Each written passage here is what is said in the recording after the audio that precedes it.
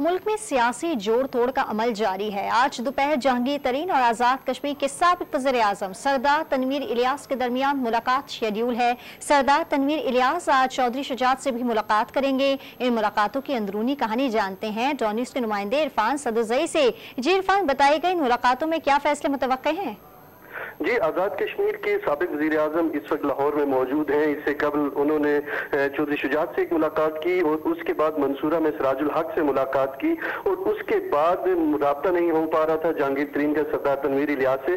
कल ही राब्ता हुआ, दोनों सेक्रेटरीज का नंबर एक्सचेंज हुए और आज मुलाकात तय है। जहांगीर तरीन जो है वो पार्टी के लिए कोशिश कर रहे हैं कि ज्यादा से ज्यादा लोगों को अपनी पार्टी में लाएं और इसी सिलसिले में वो तनवीर इलियास को भी कायल करने की कोशिश करेंगे कि वो उनकी जमात में शामिल हों और आज ये ऐलान करें। लेकिन तनवीर इलियास इस बात के ऊपर बज़िद हैं कि वो अपनी पार्टी कायम करें और उसके बाद वो सियासी इत्तेहाद करें और ये सियासी इत्तेहाद किसी से भी हो सकता है, क्योंकि चौधरी शुजात भी चाह रहे हैं कि वो उन्हें अपने साथ मिलाएं, क्योंकि तनवीर इलियास ने जो चौधरी शुजात से मुलाकात की थी उसमें उन्होंने वक्त मांगा था कि वो अपने साथियों से मशवरा करके बताएंगे। हमारे ज़राए के मुताबिक तनवीर इलियास ने अपनी पार्टी फाइनल कर ली है, नाम भी उसका फाइनल कर लिया है, अगराज़ व मकासद भी फाइनल कर ली और वो उनका ख्याल यही है कि पार्टी कायम करने के बाद सियासी इत्तेहाद देखेंगे कि किसके साथ हो सकता है। तनवीर इलियास का ये दावा है कि पहले 17 अरकान थे, लेकिन जो हालिया लाहौर में जो 2 दिन उन्होंने वहां पे स्टे किया, इस दौरान उनकी चंद और लोगों से मुलाकात हुई और उनके साथ जो एमपीएज हैं और एमएनएज हैं इनकी तादाद बढ़कर 21 हो गई है और इस बुनियाद के ऊपर वो बार्गेनिंग करेंगे।